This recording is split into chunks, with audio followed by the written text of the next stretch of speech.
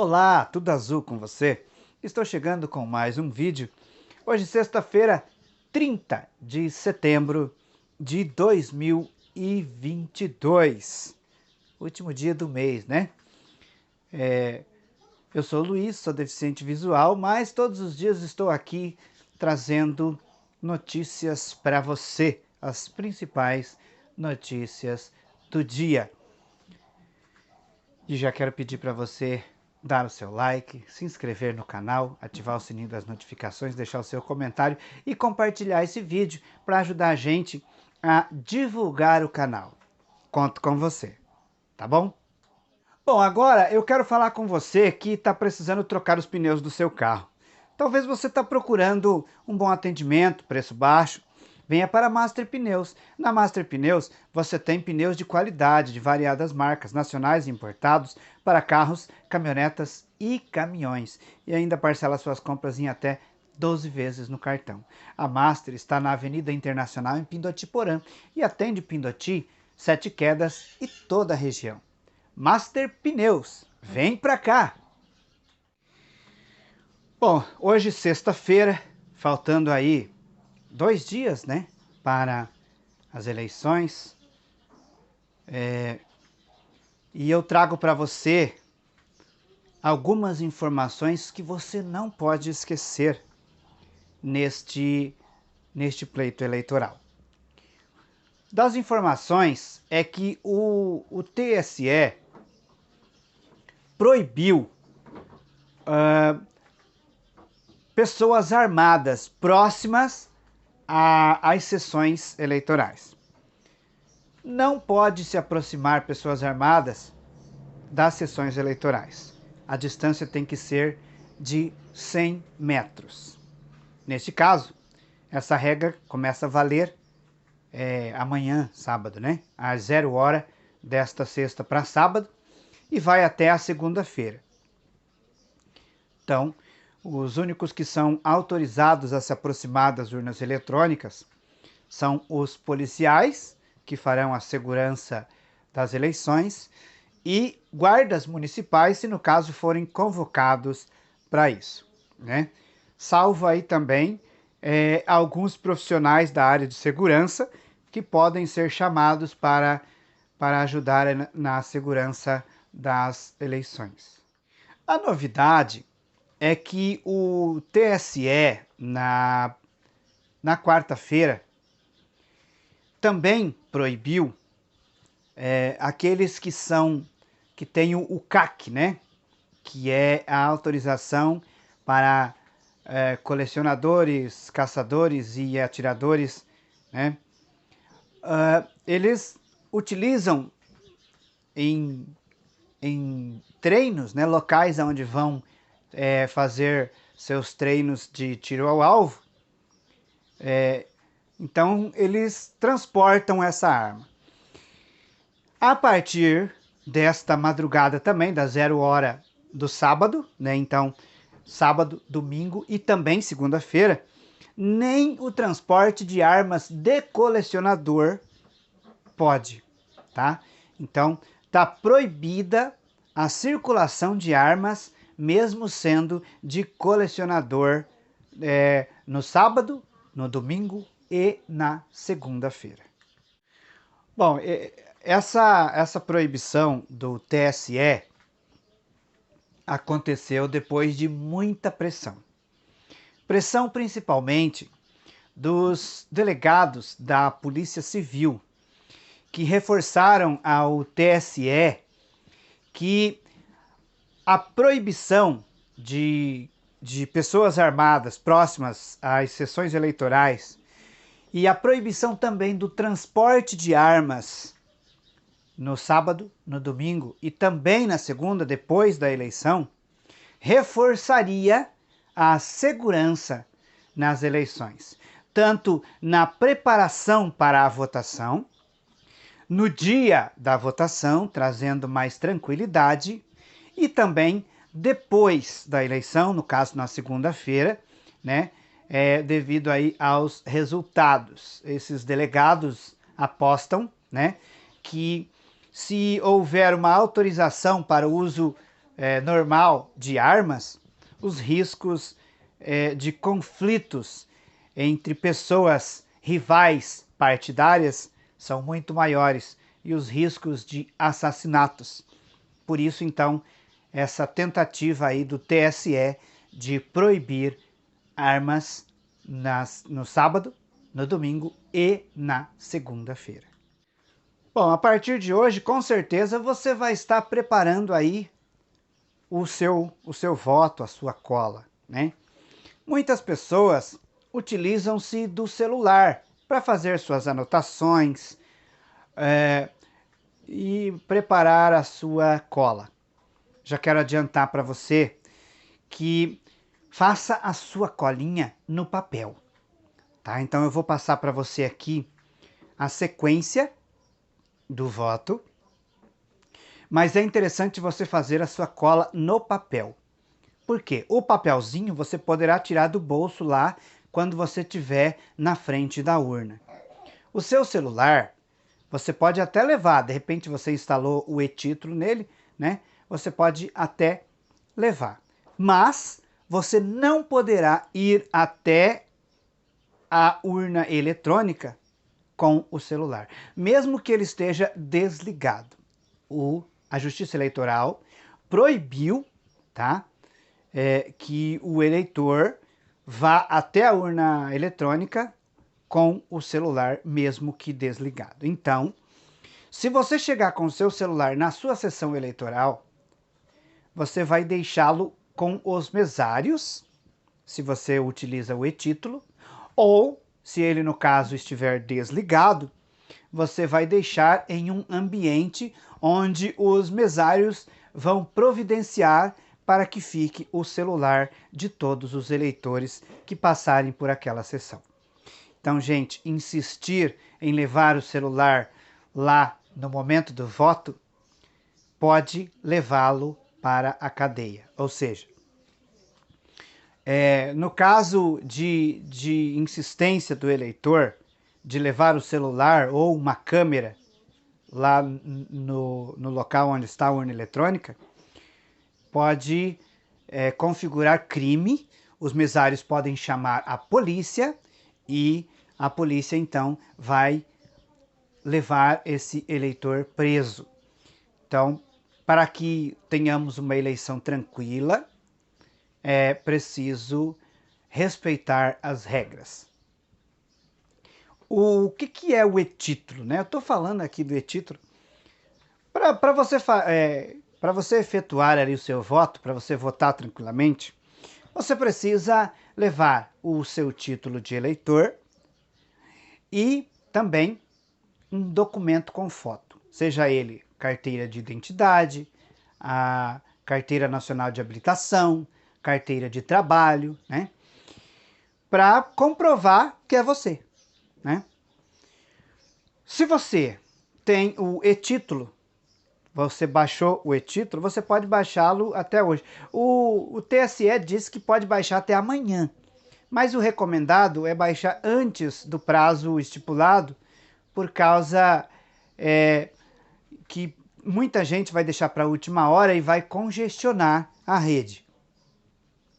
Então, se você baixou o e-título, ele vai te ajudar da seguinte forma. Você vai colocar no e-título ali as informações, o número do seu título, os documentos que pede ali. Se você já fez a biometria, né? Você já vai ter no e-título a sua foto. Então, você não vai precisar levar um outro documento, a não ser o seu celular com o aplicativo. Mas no caso, quem não tem o e-título no celular, aí precisa levar o título de eleitor e um documento com foto. Sequência do voto. Para que você faça um voto tranquilo e seguro, é preciso, como eu disse, que você leve a sua colinha no papel. Então faça assim. Você coloca primeiro o seu candidato a deputado federal. E faça na sequência, um embaixo do outro, conforme eu vou falar aqui. O primeiro voto será para deputado federal. São 4 números. Aí você digita os 4 números e confirma. O segundo voto para deputado estadual. São 5 números e confirma. O terceiro voto é para senador. Você digita os 3 números e confirma. O quarto voto é para governador. São 2 números e confirma.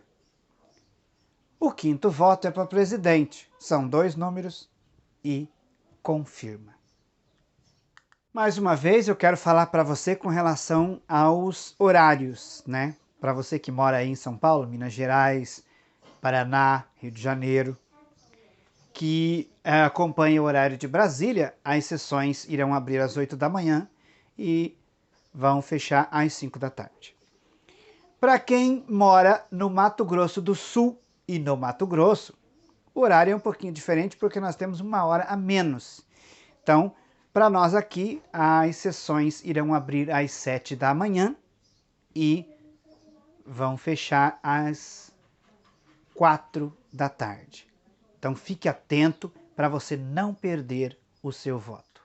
A Justiça Eleitoral começou, a distribuir hoje as urnas eletrônicas. Por todo o país, funcionários e até juízes da Justiça Eleitoral estão levando as urnas eletrônicas para serem entregues aos presidentes de mesa. Esse transporte está sendo feito em muitos locais, em locais mais distantes e de difícil acesso. Estão sendo levadas de barco, como é o caso da Amazônia, né? Outros são levados de carro, de trator, de várias formas estão sendo transportadas as urnas eletrônicas para que no domingo você possa escolher o seu candidato de forma tranquila. Então existem boatos aí de que esta semana já estava chegando urnas eletrônicas em tal lugar, assim já configurada, né? É boato mesmo, né? Porque as urnas eletrônicas estão sendo distribuídas hoje, elas começaram a ser distribuídas nesta madrugada, né? A Justiça Eleitoral foi disponibilizando o transporte dessas urnas conforme a distância, né? Então, para os lugares mais distantes primeiro, tá bom?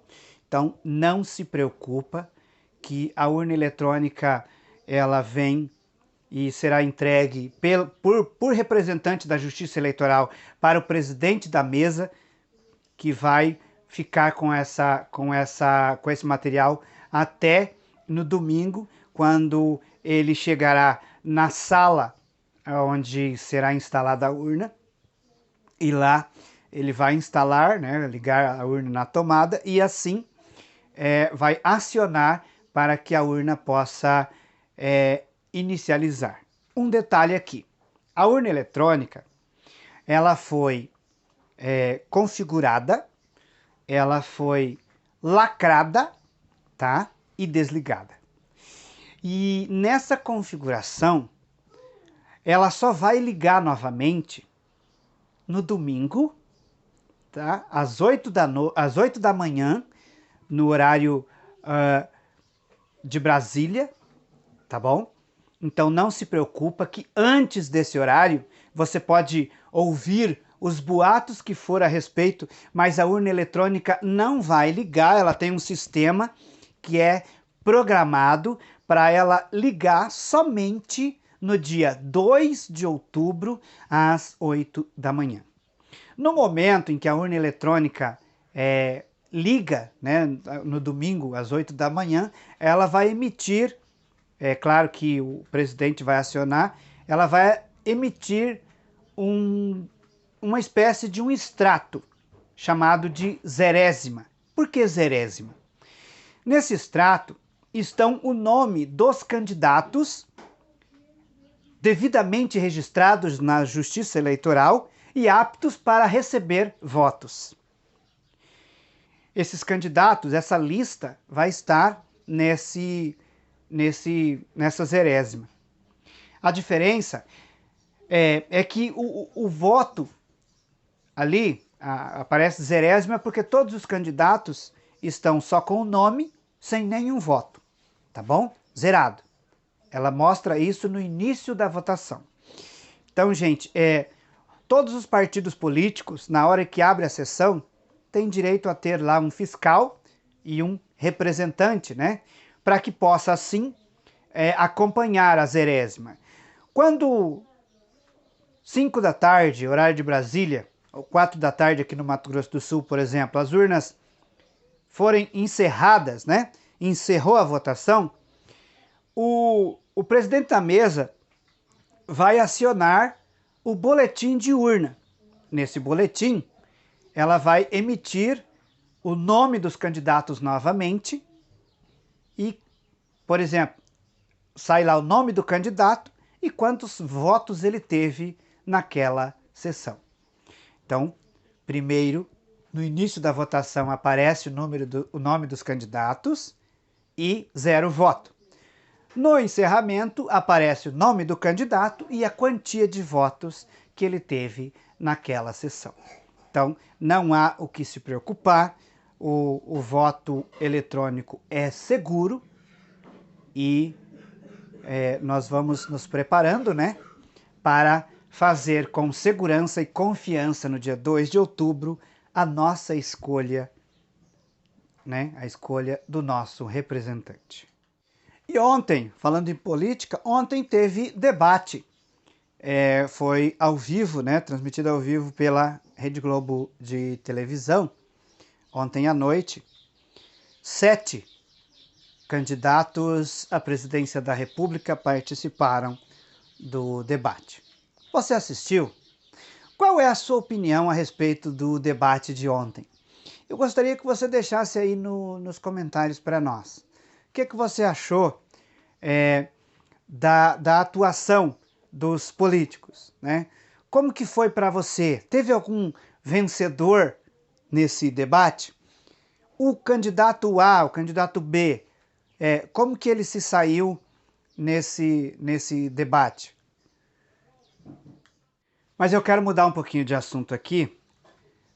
Quero falar sobre o empréstimo consignado para pessoas que recebem o Auxílio Brasil.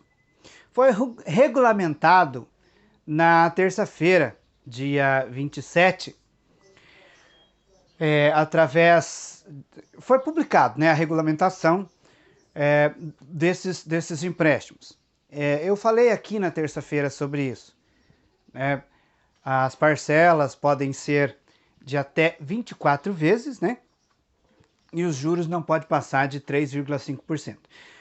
Bom, o fato é que muitos brasileiros e brasileiras ficaram esperançosos com relação a esse empréstimo, essa possibilidade de receber, né, de fazer um empréstimo, de repente para pagar uma dívida, né, para melhorar aí a sua situação.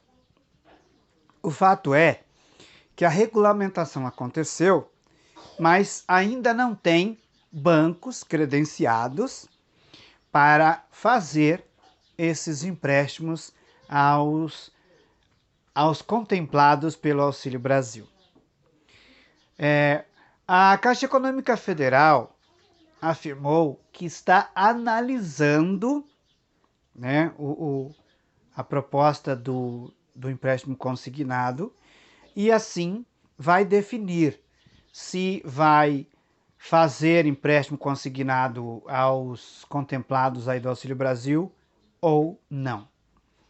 É o caso também do Banco do Brasil e de outras instituições privadas no Brasil. Então, aconteceu a regulamentação, mas não aconteceu o cadastro das instituições financeiras antes da regulamentação. Agora, a população procura o que eles acreditam ser um benefício e não encontram, né? Mas vamos esperar aí que possa, algumas instituições pelo menos, possam efetuar o seu cadastro e então começar a fazer empréstimo consignado aí para os contemplados do Auxílio Brasil. Especialistas criticam essa medida. Eles acreditam que corre o risco de um endividamento, né, para a população, uma vez que a proposta do empréstimo consignado, ela vai trazer, por exemplo, algumas complicações. Quais são?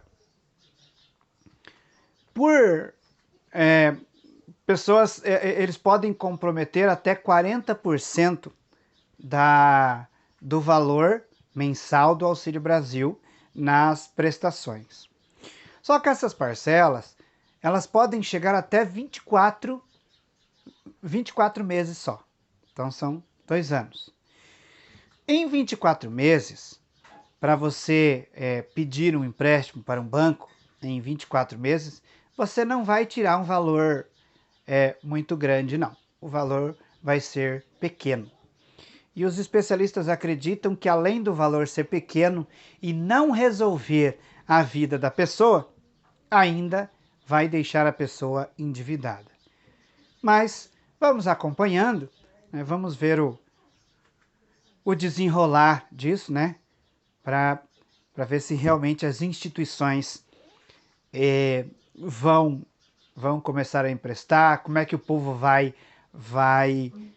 aceitar isso, né? Se a população vai abraçar aí esse empréstimo consignado ou se eles vão descartar essa possibilidade com medo de endividamento, né? Nós vamos acompanhando e sempre que tiver alguma novidade estaremos trazendo para você.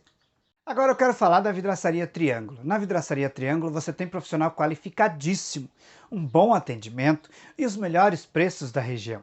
Na Vidraçaria Triângulo, com certeza você faz um excelente negócio. A Vidraçaria Triângulo está na Avenida Brasil 755, no centro de Laguna Carapã, e atende Laguna e toda a região. Os telefones da Vidraçaria Triângulo estão na descrição do vídeo. Vidraçaria Triângulo. Já são 4 o número de mortos na queda de uma ponte no estado do Amazonas. São muitos os feridos, né, que estão sendo retirados das águas ali do rio pelo Corpo de Bombeiros. Até agora, 3 carros foram retirados, né, estavam terminando aí a retirada do 4º carro, né, que caiu no rio após essa ponte desabar. O Corpo de Bombeiros não tem o número exato ainda de pessoas que estão desaparecidas, né, uma vez que eles não têm o número exato de pessoas que estavam em cima da ponte no momento em que a ponte desabou. O fato é que a Polícia Federal abriu uma investigação. Quer saber por que a ponte desabou? O que levou, né, a esse acidente? Existia ali rachaduras, alguma coisa que pudesse levar a esse acidente? A ponte teria que ter sido interditada anteriormente? Bom, segundo um dado fornecido pelo Estado, o DENIT já tinha proibido a circulação de caminhões. Então, caminhões estavam proibidos de passar naquela ponte. O fato é que no momento em que a ponte desabou, havia uma manifestação de caminhoneiros em cima da ponte. Eles estavam segurando os carros e deixando passar lentamente. Quando então a ponte desabou. A Polícia Federal vai investigar e vai trazer aí, né, os reais motivos, né, que levou a esse desabamento, se existe culpados nessa história, enfim. Vamos esperar aí o desenrolar dessa investigação para a gente trazer para você o que realmente aconteceu. Você se lembra do caso de assédio sexual que aconteceu na Caixa Econômica Federal? mulheres acusaram o presidente da Caixa Econômica Federal, o então presidente Pedro Guimarães, de assédio sexual e moral. Eu falei aqui em julho dessa questão, desse processo. Aliás, processo não, né? Dessas acusações na época, né? O Ministério Público do Trabalho se manifestou ontem pedindo à Justiça que condene Pedro Guimarães a pagar uma multa de 30,5 milhões de reais pelas acusações de assédio sexual e moral. Esse dinheiro deve ser enviado para um fundo de proteção ao trabalhador. Os procuradores do Ministério do Trabalho também solicitaram à Justiça a condenação de todos os membros do Conselho Administrativo da Caixa Econômica Federal. Os membros que estavam no Conselho naquela época, né? Essa condenação dos membros do Conselho, o Ministério Público do Trabalho pede que eles sejam condenados a pagar uma multa de 3 milhões de reais, tá, por omissão. Porque segundo a denúncia das mulheres que sofriam assédio sexual e moral, os conselheiros, eles sabiam dessa atuação do presidente da Caixa e não faziam nada. Então, por essa omissão, o Ministério Público do Trabalho está pedindo a condenação dos conselheiros também. Você deve se lembrar desse caso. Eu disse agora que foi em julho, mas na verdade foi em junho que as denúncias aconteceram, né? As mulheres que vinham sofrendo desde o início do mandato de Pedro Guimarães na Caixa Econômica Federal em 2019, quando o presidente Jair Bolsonaro entrou na presidência da República, nomeou Pedro Guimarães para ser presidente da Caixa Econômica Federal. E a partir daí começaram, segundo essas mulheres, os assédios sexuais e morais. Segundo o relato delas, Pedro Guimarães inventava viagens, levava essas mulheres para assessorá-lo e, dentre outras coisas, né, as chamava para o quarto, recebia elas só de roupa íntima, dentre outras coisas que aconteciam que eu acredito que você deva se lembrar. Nós temos um vídeo aqui no canal que fala que eu noticiei essas denúncias aí. Você pode dar uma olhadinha lá, né? Tem todas as informações dessa denúncia na época. Pedro Guimarães depois pediu demissão, né, para que as investigações pudessem acontecer.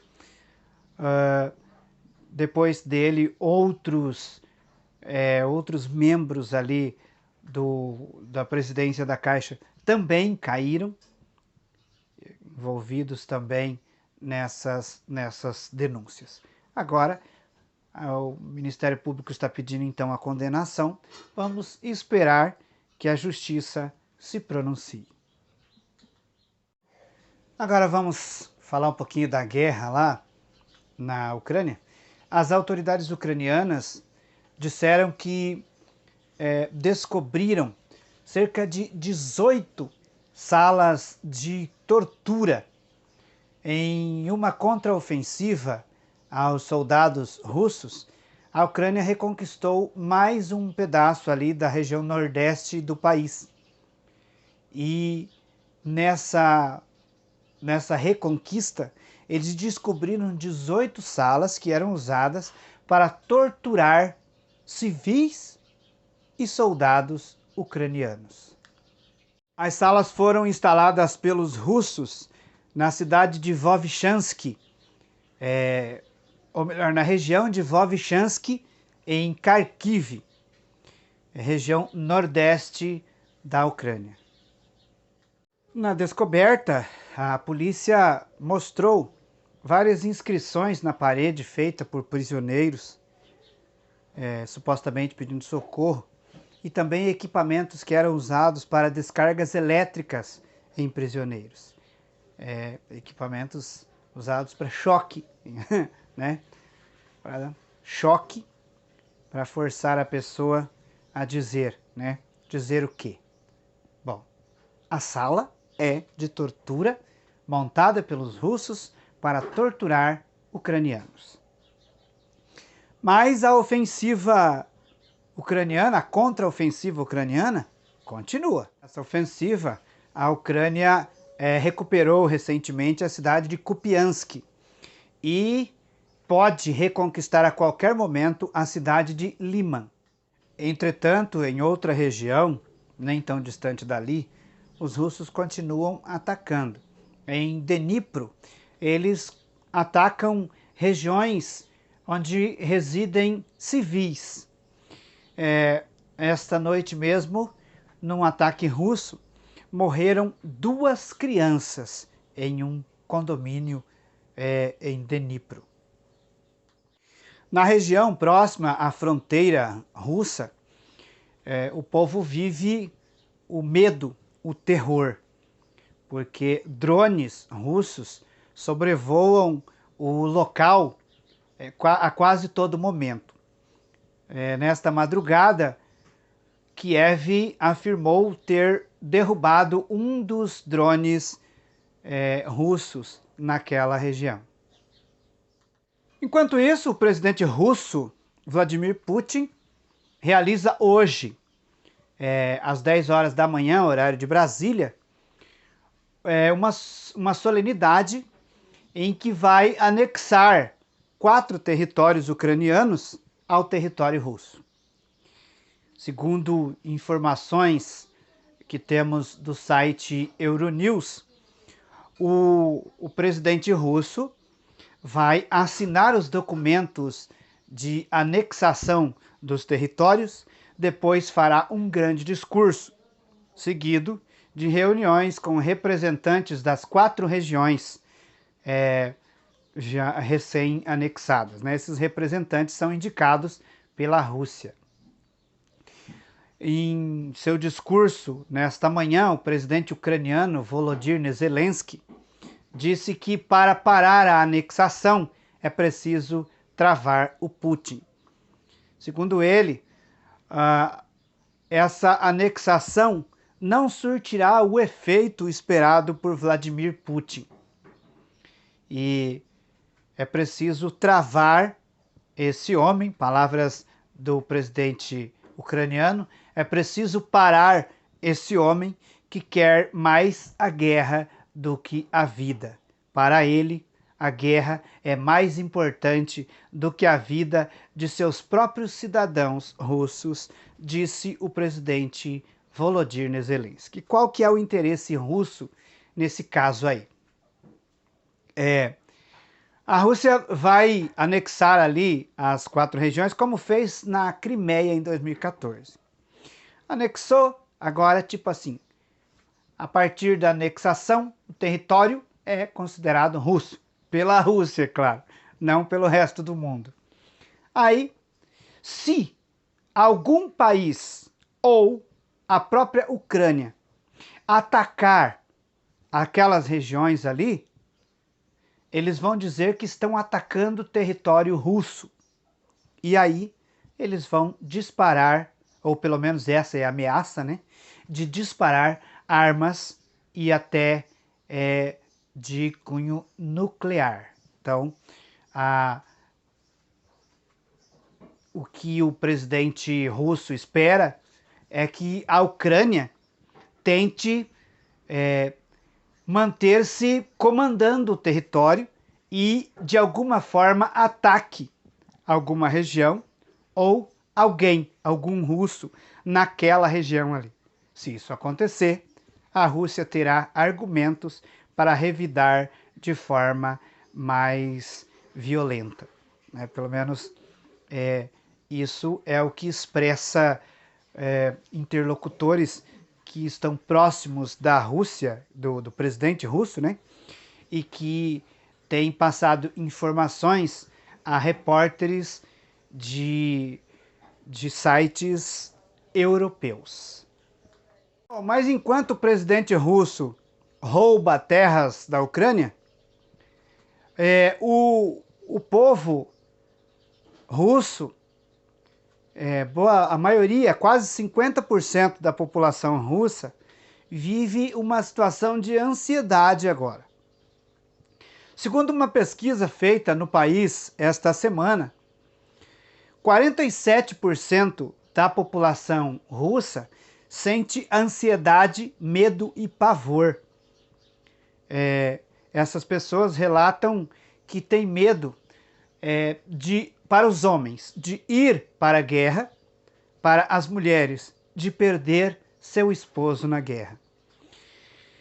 Somente 23% da população sente orgulho dos feitos de seu presidente Vladimir Putin.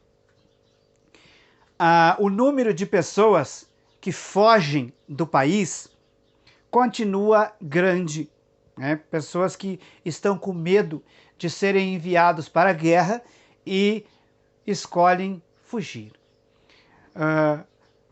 O porta-voz do presidente Vladimir Putin admitiu que eles cometeram um erro. O erro é em convocar as pessoas? Não. Mas eles cometeram um erro em não se precaver, né, antes da convocação para essa possível fuga.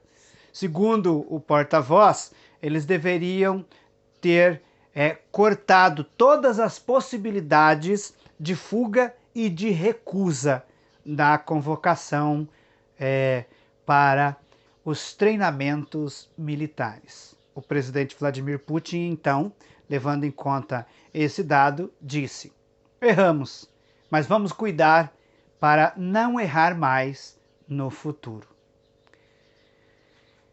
Pois é, muitos países ali em volta estão recebendo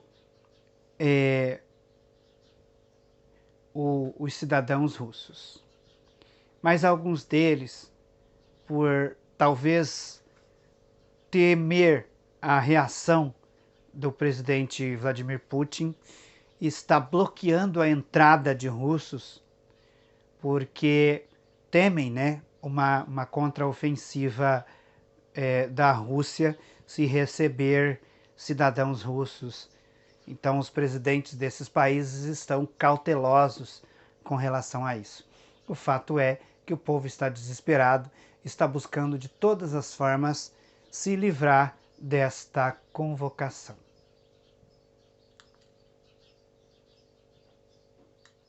Mas eu queria saber o que você acha dessa invasão russa. Você acha que o presidente Vladimir Putin está certo em fazer o referendo e anexar a região à Rússia? Você acredita que ao anexar estas regiões ao território russo pode acabar a guerra? Deixa a sua opinião aí nos comentários para nós, por favor. Mas agora eu quero falar com você que está precisando comprar um carro ou de repente trocar o seu carro. Venha para a Marvel Automóveis. Na Marvel Automóveis você tem veículos de qualidade, procedência, um bom atendimento e os melhores preços da região. E ainda financia o seu carro com as melhores taxas do mercado. A Marvel está na rua Rael Bonfacker 901, no Jardim Água Boa, e atende Dourados e toda a região. Os telefones da Marvel Automóveis estão na descrição do vídeo. Marvel Automóveis. Aqui você faz um bom negócio. Agora eu trago para você os números da pesquisa Datafolha, pesquisa que foi divulgada ontem à tarde, quinta-feira, e eu trago para você agora os números da corrida presidencial. Um dado interessante nessa pesquisa é que, segundo o Datafolha, 85% da população brasileira já tem escolhido o seu candidato a presidente. 85% já sabem em quem votar. A pesquisa tem uma margem de erros de 2 pontos percentuais para mais ou para menos. A pesquisa ouviu 6.800 pessoas em 332 municípios, entre os dias 27 e 29 de setembro. E como eu disse, a margem de erros é de 2 pontos percentuais para mais ou para menos. Para presidente da República, então, o Datafolha traz o resultado dos votos válidos. Esse resultado é como o TSE calcula os votos no dia da eleição, na hora da apuração. Nesse cálculo, não se leva em conta os votos nulos, brancos e indecisos. Então, na avaliação do Datafolha, levando em conta somente os votos válidos, o ex-presidente Luiz Inácio Lula da Silva aparece com 50% das intenções de votos, seguido do presidente e candidato à reeleição Jair Bolsonaro com 36% das intenções de votos. Depois vem o candidato Ciro Gomes com 6% das intenções de votos, Simone Tebet com 5% das intenções de votos, Soraya Tronic aparece com 1% das intenções de votos. Os outros candidatos não somaram 1 ponto dos votos válidos. Aí o Datafolha perguntou para o eleitor: em quem você não votaria de jeito nenhum? 52% da população disse não votar de jeito nenhum em Jair Bolsonaro. 39% da população disse não votar de jeito nenhum em Lula. O Datafolha perguntou para o eleitor quanto à maneira do presidente Jair Bolsonaro governar o país. Você aprova ou desaprova? 44% da população desaprovam a maneira que o presidente governa o país. 31% dos eleitores aprovam a maneira em que o presidente conduz o país. O Datafolha simulou também um segundo turno. Num segundo turno, entre o ex-presidente Lula e o presidente Jair Bolsonaro, o ex-presidente Lula venceria o segundo turno com 54% das intenções de votos. O presidente Bolsonaro teria 39% das intenções de votos. A pesquisa Datafolha foi encomendada pelo jornal Folha de São Paulo e pela Rede Globo. Tá aí para você então o resultado de mais uma pesquisa, né? Na quarta-feira eu trouxe a pesquisa IPEC e hoje estamos trazendo aí a pesquisa do Datafolha, né? Vamos esperando aí, assim que tivermos novidade, alguma sondagem aí nesses dias agora, né? No sábado principalmente, né? Amanhã, se tiver alguma sondagem, a gente traz para você. E vamos às cotações. Segura o câmbio que às vésperas da eleição deu uma disparada. O dólar comercial, nesta manhã de sexta-feira, está cotado em R$ 5,41. O dólar turismo em R$ 5,65. O euro em R$ 5,29. E essas foram as notícias de hoje. Eu volto amanhã trazendo as principais notícias para você, né? Às vésperas da eleição, né? Vamos estar aqui trazendo as principais notícias do dia para você. Muito obrigado a você que assistiu o vídeo até o fim, que você tenha uma abençoada sexta-feira e até amanhã.